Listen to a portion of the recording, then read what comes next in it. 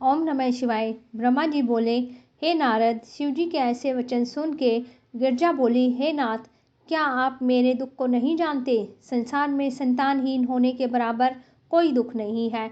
मेरा पहला जन्म बिना संतान के ही व्यतीत हो गया। अब मैं यह जन्म भी उस प्रकार से बीतना चाहता है। देवताओं ने मेरे साथ छल करके मुझे बांझ बना के मुझे बहुत ही दुख पहुंचाया है। यदि पुत्र ना हो तो संसार के सहस्त्रों ऐश्वर्यों पर भी धिक्कार है। जब गुणवान पुत्र उत्पन्न होता है तभी लोक में शुभ कर्मों का फल प्राप्त हुआ प्रतीत होता है। यह कह के गिरजा बहुत रोई। तब शिवजी ने गिरजा को उठाकर हृदय से लगाते हुए कहा, हे गिरजे, हम आपको एक ऐसा उपाय बताते हैं जिससे तीनों लोकों में सब कार्य सिद्ध होते हैं। मैं, विष्णु और ब्रह्मा सब उसके वश में है।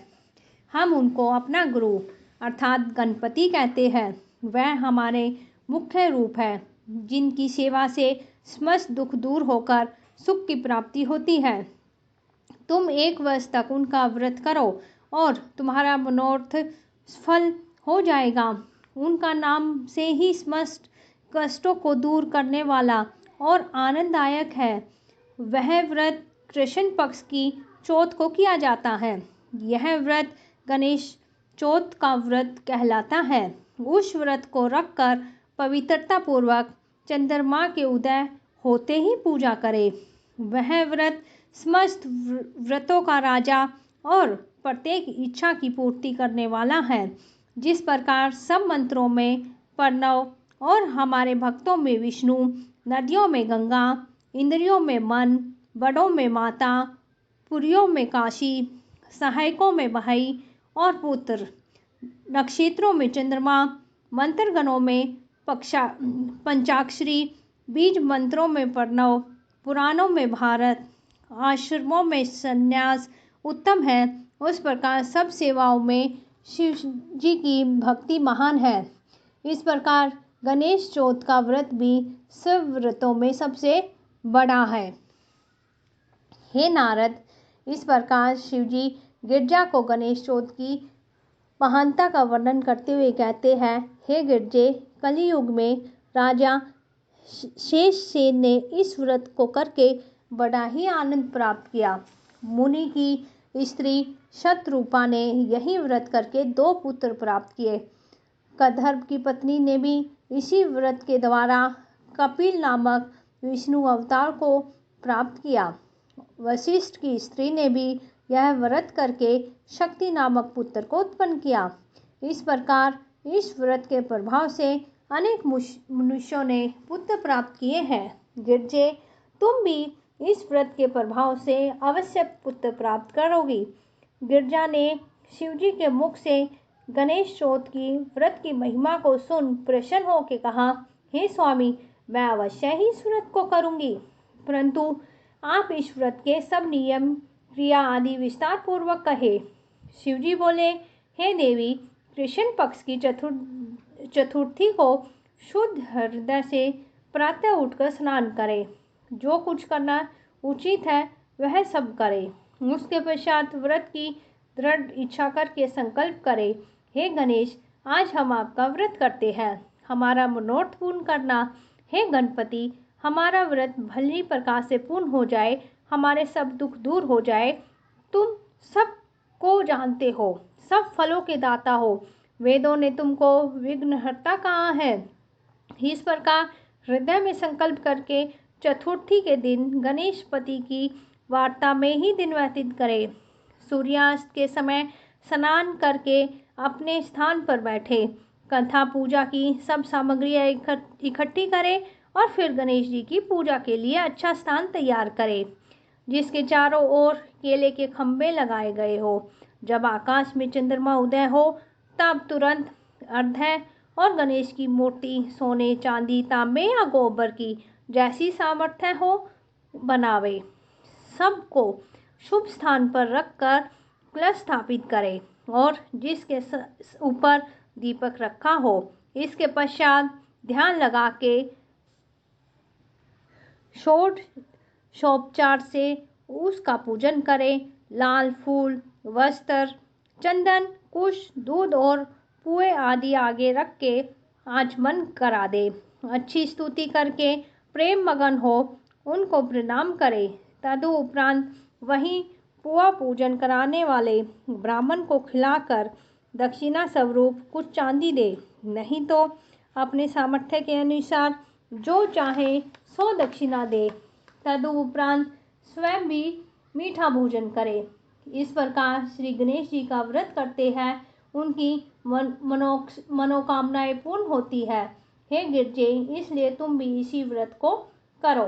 शिव जी से ये सुनकर गिरजा ने पूछा, हे नाथ, आपने गणपति के इस व्रत में चंद्रमा को अर्घ्य देने का जो वर्णन किया है उसका मुख्य कारण मुझे समझ में नहीं आता, इसलिए आप कुछ इस कथा को कहिए।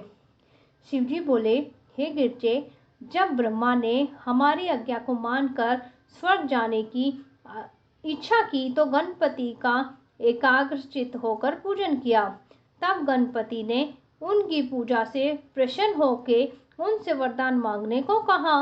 उस समय ब्रह्मा ने यह कहा कि हम सृष्टि उत्पन्न करना चाहते हैं और निर्विघ्न उनकी वृद्धि की इच्छा रखते हैं। ब्रह्मा के वचन सुन के गणपति ने कहा, यही होगा। ऐसा कहकर गणपति धीरे धीरे आकाश की ओर चल पड़े।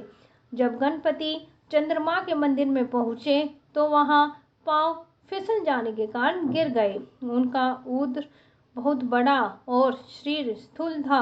चंद्रमा यह देखकर हंस पड़े। चंद्रमा को देखते हुए देख गणपति बहुत क्रोधित हुए। उनके नेत्र लाल हो गए। तब उन्होंने उसी समय चंद्रमा को यह शाप दिया कि हे कलंकी चंद्रमा, तू अपनी सुंदरता पर गर्व करता है। अब तुझको इसका फल तुरंत प्राप्त होगा। जो कोई तुझको आज से देखेगा उसको अवश्य ही कुछ ना कुछ कलंक लग जाएगा। हे गिरजे, इस प्रकार चंद्रमा को शाप देके गणपति अंतर्ध्यान हो गए और चंद्रमा क्षीण अंग होकर तेजहीन हो गए। उसी समय सब देवता और इंद्र दुखी होकर ब्रह्मा के पास गए और उन्हें सब वृतांत कह सुनाया। ब्रह्मा ने उनसे कहा, हे देवताओं, इसमें कोई बुरी बात नहीं है। चंद्रमा ने जो कुछ किया उसी का फल प्राप्त किया है। गणपति का शाप कभी झूठा नहीं हो सकता, इसलिए तुम सब लोग गणपति की शरण में जाओ, निश्चय ही वे अपने शाप को शांत करेंगे। तब देवताओं ने ब्रह्मा से विनय की कि हे ब्रह्मा जी, आप हमको वह उपाय बताएं जिससे गणपति को प्रसन्न करके उस शाप को शांत करें। यह सुन के ब्रह्मा बोले, देवताओं, गणपति का व्रत कृष्ण पक्ष की चतुर्थी को है।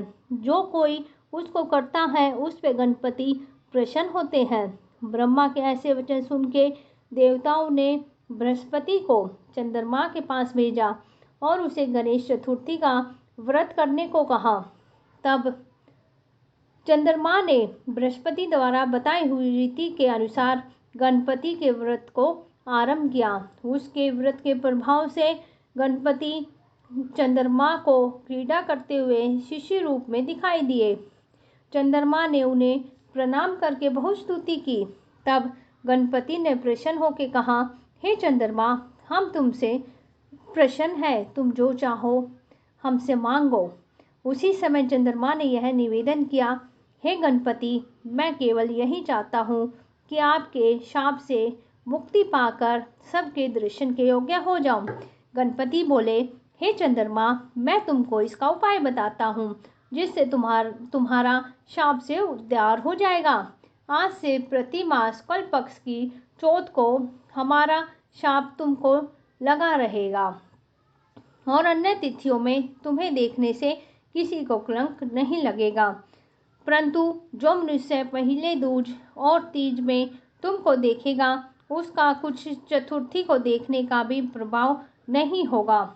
परंतु साथ ही हम तुमसे यह भी कहते हैं कि हमारा पहला वचन भी झूठा ना हो, अर्थात जो मनुष्य भादों के शुक्ल पक्ष की चौथ को तुम्हारे दर्शन करेंगे उसको बराबर वर्ष फल कलंक लगा करेंगे। हे गिरजे, गणपति के मुख से ऐसे वचन सुन के चंद्रमा ने कहा, हे गणपति, अब मुझे इस शाप से भी दूर होने की कोई युक्ति बताए। तब गणपति बोले, हे चंद्रमा, जो मनुष्य प्रति मास की कृष्ण पक्ष की चौथ को तुम्हारे उदय होने के समय मेरी और रोहिणी सहित तुम्हारी पूजा करेगा, तुमको हृदय देगा, हमारी कथा सुनकर ब्रह्म भोज करेगा, स्वयं नमक आदि त्याग कर केवल मीठा ही भोजन करेगा, उसकी चौथ का दोष जो वर्णन किया गया वह प्राप्त न होगा। जब भादो मास का आरंभ हो और शुक्ल पक्ष की चौथ को हमारी पूजा करे, उस व्रत से सबके क्लेश दूर हो जाएंगे। उस मनुष्य को चौथ का कुछ कलंक भी नहीं लगेगा। चंद्रमा के इतना कहने से गणपति अंतर्ध्यान हो गए और चंद्रमा फिर अपना तेज प्राप्त कर प्रसन्न हुए। हे गिरजे, इस कथा के सुनने से भी पाप नष्ट हो जाते हैं। इसमें कोई भी संदेह नहीं है कि इस व्रत को करने से पुत्र के अतिरिक्त जो कोई भी मनोरथ हो वे प्राप्त हो जाते हैं।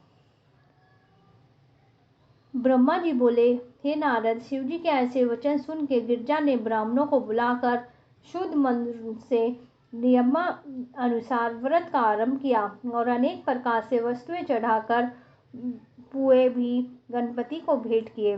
फिर उन्हें उत्तम रीति से ब्रह्मभोज स्वयं भी भोजन किया।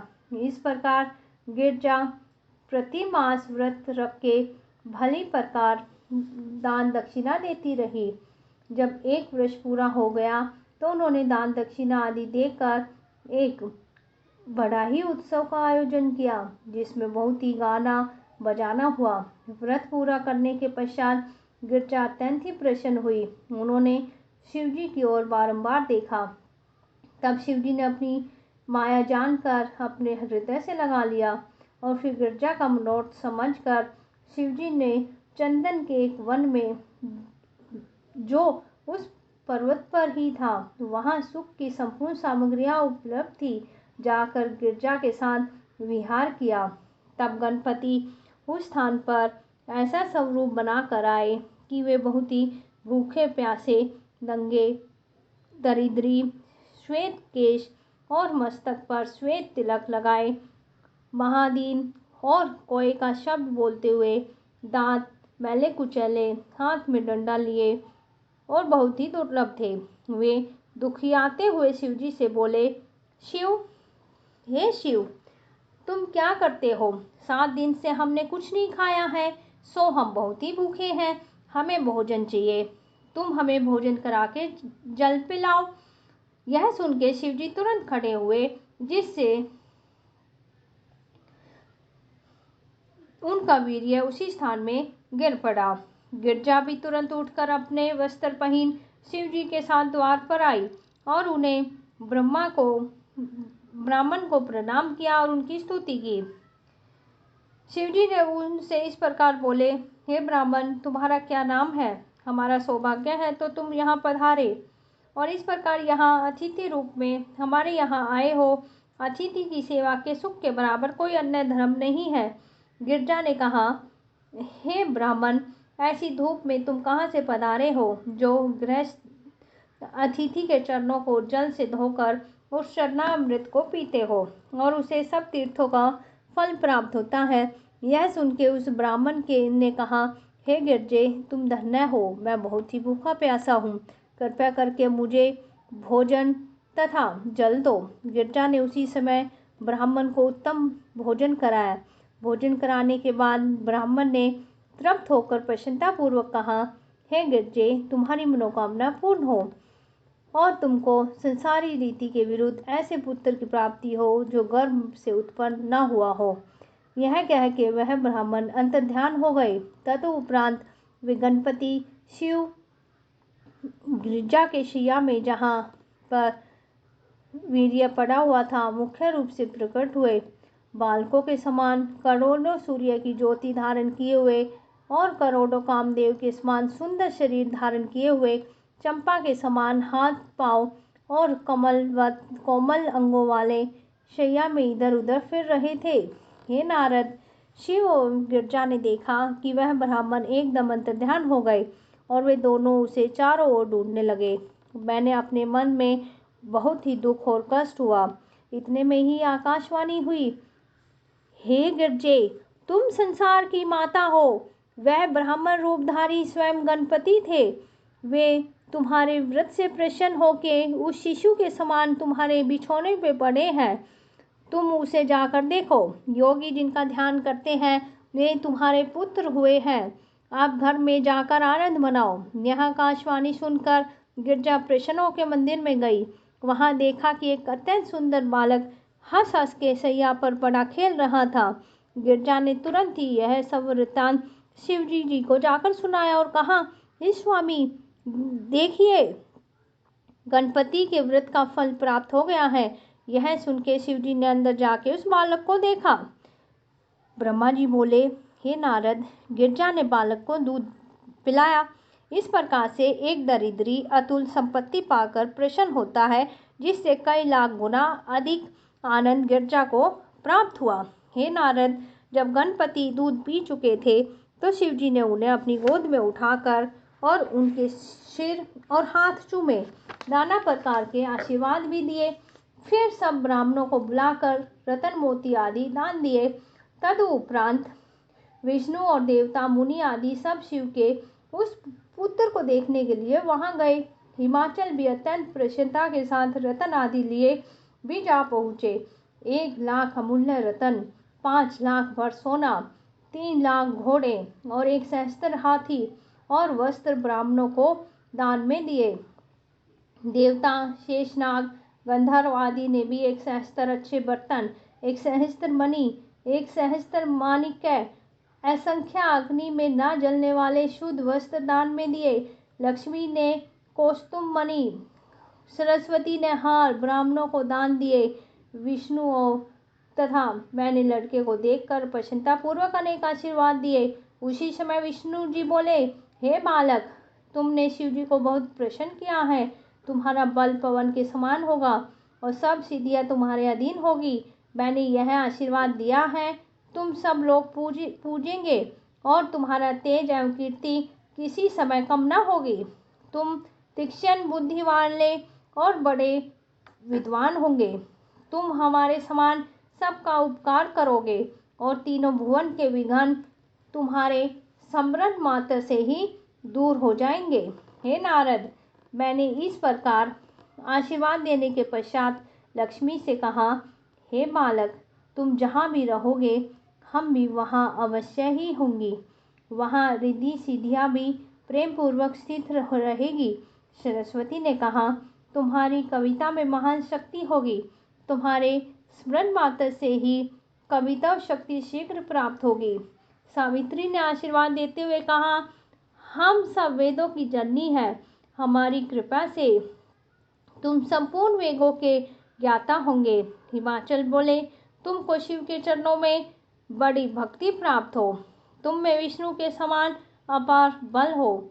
मैनाक ने कहा, हे गिरजापुत्र, तुम कामदेव के समान सुंदर और समुद्र के समान गंभीर, विष्णु एवं शिव के समान धर्मनिष्ठ होंगे। वसुंधरा ने कहा, तुम्हारे अधीन समस्त पृथ्वी के रतन बनी रहेंगे। तुम्हारी कृपा द्वारा सब प्रकार के विघ्न नष्ट होंगे। पार्वती ने कहा, हे पुत्र, तुम सिद्धि को देने वाले, सिद्धि योगी के समान मृत्यु पर विजय प्राप्त करने वाले, सबसे निराले और अपने पिता के समान होंगे। शिवजी ने कहा, तुम सबको आनंद प्रदान करने वाले, सबकी पूजा के योग्य और मुझको बहुत ही प्रिय होंगे। ये सब कुछ मिलकर गणपति को आशीर्वाद दिए। हे नारद, गणपति की इस उत्तम कथा को जो कोई भी सुनेगा और कहेगा, उसके सब मनोरथ पूरे होते हैं। धन्यवाद।